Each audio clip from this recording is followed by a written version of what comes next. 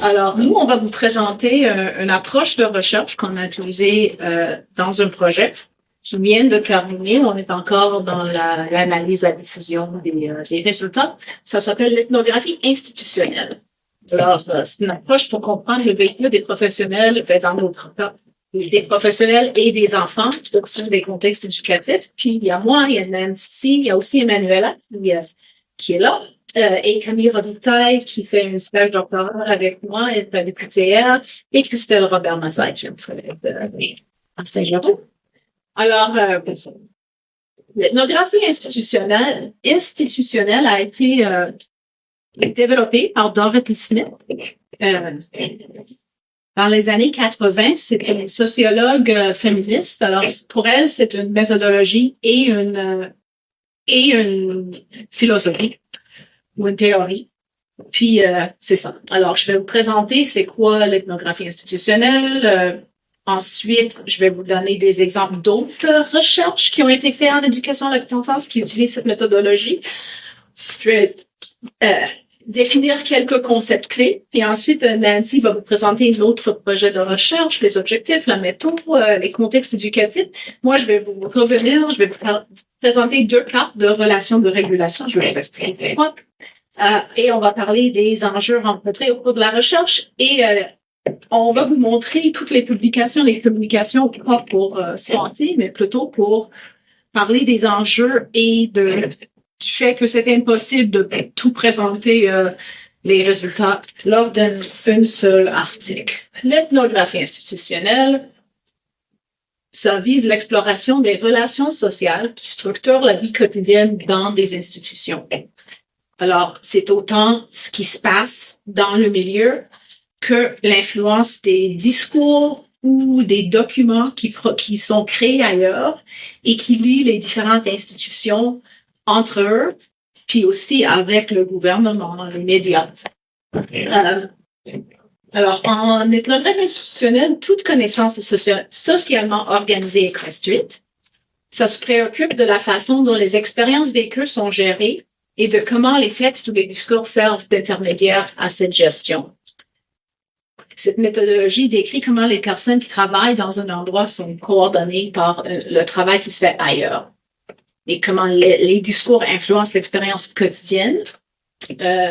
Ça vise la description et l'analyse des tensions dans les pratiques observées et documentées et ça voit les participants comme être des sujets avec une agentivité qui ont le pouvoir sur ce qu'elles font, mais aussi qui sont assujettis à des discours qui proviennent d'ailleurs et dont elles ne sont pas toujours conscientes. En analysant les données, on dépasse la description traditionnellement associée à l'ethnographie. Alors, c'est pas juste, voici ce que j'ai passé des mois sur un terrain puis je le décris comme en ethnographie traditionnelle. Ce que je veux faire, c'est expliquer les relations sociales et organisationnelles qui gèrent le travail au quotidien. C'est écrit dans les années, en 74, justement pour apporter un éclairage féministe à l'ethnographie traditionnelle en sociologie et d'inclure les perspectives des femmes. Et de réunir l'expérience concrète vécue avec des notions abstraites et théoriques. Alors, ça commence sur le terrain et on voit les personnes qui travaillent dans une institution, incluant les enfants qui font le travail d'être enfants en service de garde, comme les experts de leur vécu. Et alors, tout vient d'eux. Selon Smith, les expériences locales sont médiatisées par des discours et des textes qui lient les différents lieux de travail. Par exemple, les lois, les programmes éducatifs, les résultats de l'ACDEM, les publications sur Facebook de l'Observatoire des tout-petits et les articles dans les journaux au sujet des enfants auraient un impact sur le travail quotidien des éducatrices. L'ethnographie institutionnelle met en lumière les relations micro et macro de pouvoir qui s'opèrent dans les institutions. Les personnes qui travaillent au sein des institutions, incluant la famille, sont perçus comme des experts. J'ai déjà dit ça. Une ethnographie institutionnelle débute avec les expériences des experts afin d'explorer leur vie quotidienne, ce qu'elles font et comment cela est coordonné avec le travail d'autres personnes ailleurs. Alors, elle comprend la vie des êtres humains comme sociale. Et ensuite, on théorise leurs expériences à partir des analyses. La plupart des études, Malachowski et ses collègues ont fait une recension des ethnographies institutionnelles en 2017. Puis la majorité implique des entretiens, des analyses textuelles et des observations, mais il y a d'autres méthodes qui sont employées. Le tableau ici, alors ça peut être des conversations formelles, des sondages, des notes d'observation, des écrits, des expériences, des groupes de discussion.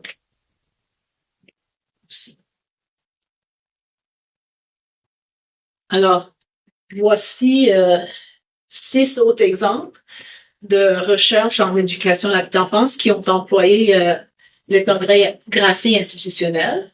Alors, il y a une sur les parents comme première éducatrice de l'enfant, les mères en fait.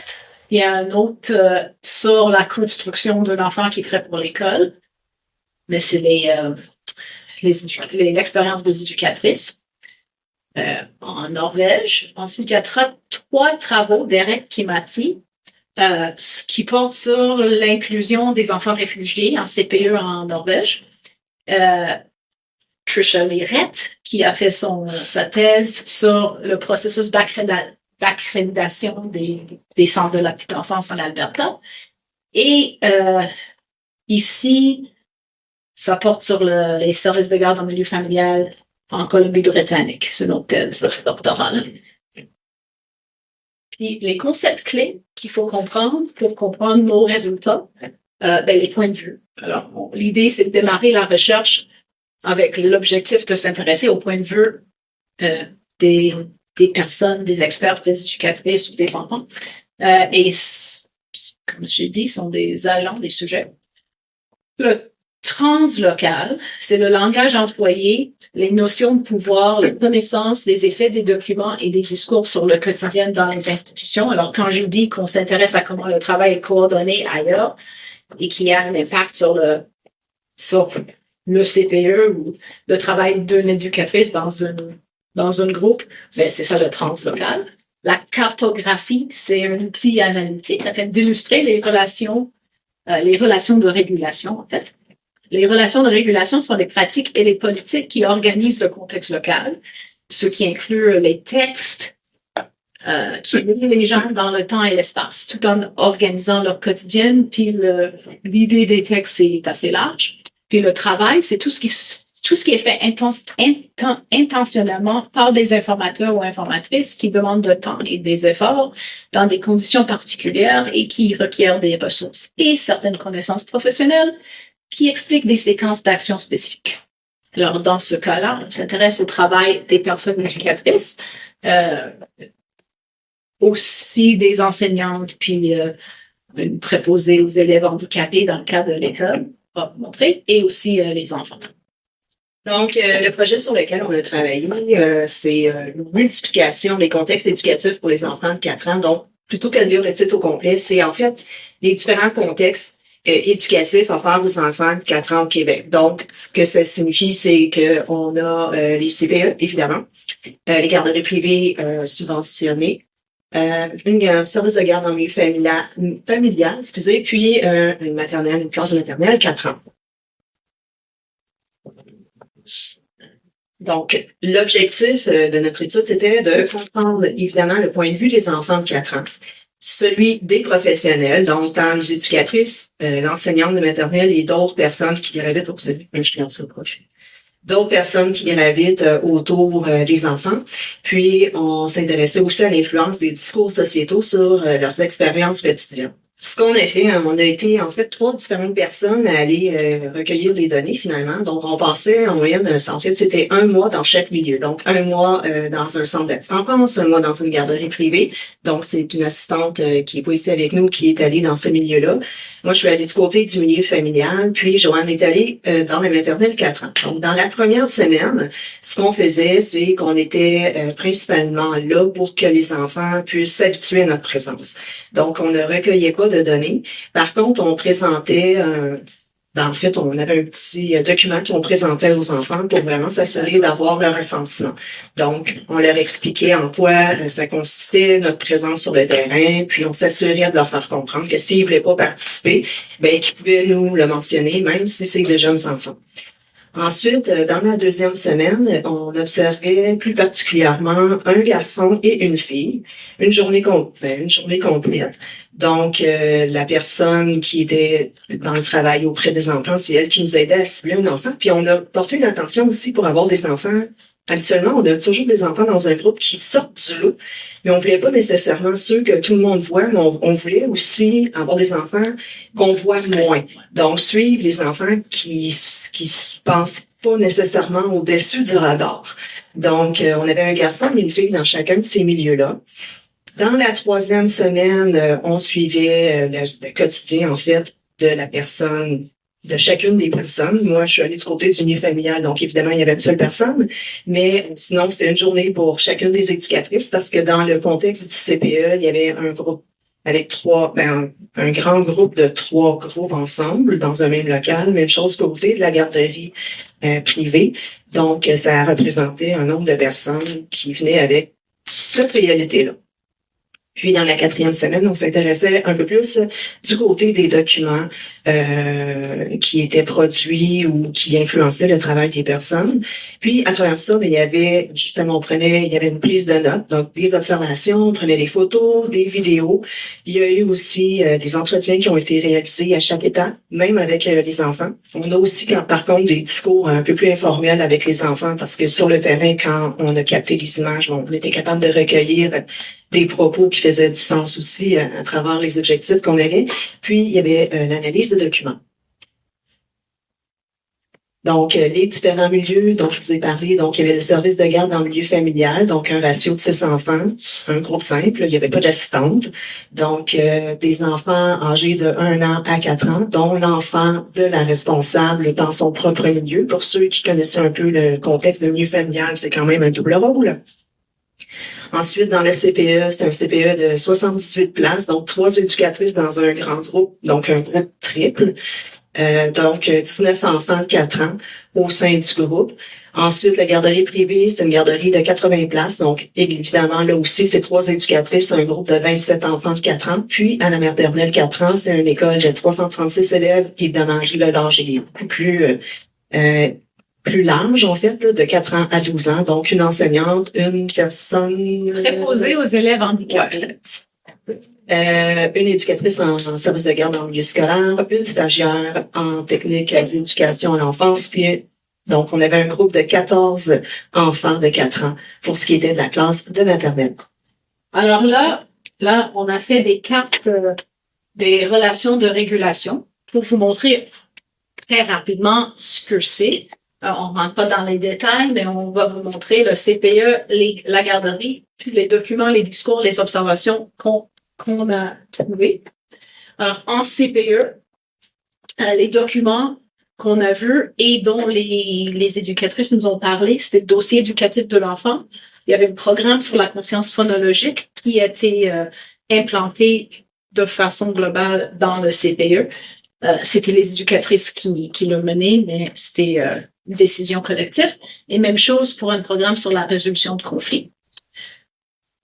Dans le discours des personnes, on parlait beaucoup du fait que c'était le milieu défavorisé, on parlait du développement de l'enfant, on parlait de l'importance du jeu, puis on parlait de la préparation à l'école. Mais ici, la préparation à l'école, c'était beaucoup axé sur une préparation socio-affective, une préparation d'être capable de s'affirmer, d'être capable de jouer, d'être autonome pour être prêt à l'école. Et ce qu'on a observé, c'est des jeux libres à l'intérieur, des jeux libres à l'extérieur, des ateliers et beaucoup de temps passé dans les routines et les transitions. Surtout à chaque transition, les enfants qui terminaient plus rapidement, manger, ranger, peu importe, devraient aller s'asseoir et regarder un livre dans le coin rassemblement. Alors, les enfants passaient beaucoup de temps à regarder les livres. En garderie, par contre, on avait beaucoup plus de documents Alors, il y avait une cartable de programmation qui structurait le travail des éducatrices, qui a été créée. Ben, en fait, chaque éducatrice était responsable de la programmation d'une semaine, puis ça alternait. Il y avait le dossier éducatif de l'enfant, il y avait des protocoles d'allergie, des rapports d'accident, les politiques et directives en lien avec la pandémie. Et il faut juste que vous sachiez, on était en 2021, mais le CPE, c'était avril, puis la garderie, c'était mai. Alors, on était même période. Ça n'a pas changé, mais la pandémie a pris une place beaucoup plus importante en garderie. Il y avait des grilles d'observation de développement de l'enfant, il y avait des plans d'intervention, il y avait le document passage à l'école du Cassiope, qui est un outil de suivi des enfants pour envoyer à l'école. Il y avait une des éducatrices nous parlait de ce qu'elle a appris au Cégep, le programme de technique d'éducation à l'enfance, le programme éducatif de la garderie. Il y avait elle parlait des livres, dont le livre sur le développement des enfants de 0,5 ans de Caroline, et des sites web qui étaient importants pour elle. Les discours, c'était beaucoup sur les maternelles 4 ans. Alors, on était en garderie, mais on parlait du fait que les enfants étaient mieux en garderie qu'en maternelle. On parlait de l'importance de jeu. Les enfants apprennent par le jeu. C'est ce qui est le plus important. Et il y avait beaucoup de discours sur l'hygiène aussi. Mais ce qu'on a vu, en fait, malgré le discours, le même discours sur le jeu qu'on a vu au CPE, le jeu libre, ça se passait à l'extérieur. À l'intérieur, il y avait des activités dirigées. Il y avait une thématique de la semaine. Il fallait lever la main pour donner la bonne réponse. Puis c'était vraiment très scolarisant. La thématique de la semaine, c'était le recyclage ou en fait, c'est le tri des déchets. Puis les enfants, il fallait qu'ils sachent qu'est-ce qui va dans le compost, puis il fallait qu'ils lèvent leurs mains puis pour donner la bonne réponse. Il y avait aussi des routines et des transitions, mais un peu plus variées. Puis il y avait beaucoup de pratiques on va passer avec le gel désinfectant pour désinfecter les mains des enfants à tout moment. Alors, les enjeux qu'on a rencontrés au cours de la recherche, en fait, c'est la quantité de données. C'est pas tant le temps que ça nous a pris de les collecter, mais c'est le temps que ça nous a pris de décrire les vidéos après, et le fait qu'on avait des données sur 4 milieux et sur plusieurs adultes dans chaque milieu et 2 enfants dans chaque milieu. C'était, en fait, Alexandra a dirigé la revue pour la revue internationale de communication socialisation, puis on a rédigé un article sur l'enseignante. Juste l'enseignante en maternelle 4 ans. Pas la préposée aux élèves handicapés, pas l'éducatrice en service de garde, pas les enfants. Et juste ça nous a pris des mois pour condenser les données dans l'espace qui a été demandé. Alors, une quantité énorme de données et les analyses. Tout était intéressant, mais afin de le réduire à une façon pour qu'on puisse le partager, c'était difficile. C'est ça vise l'exploration, la compréhension. Alors, ça, je viens de dire. Il y avait juste une personne dans chaque milieu. Alors, si je le compare à un autre projet qu'on fait cette année où il y a toujours 2 personnes qui vont dans le milieu en même temps, ben, tu peux prendre des photos ou des vidéos ou prendre des notes, mais pas les deux en même temps. Si t'es toute seule. On voulait pas le faire pendant l'hiver parce que l'hiver, les enfants passent beaucoup de leur temps à mettre leur habit de neige.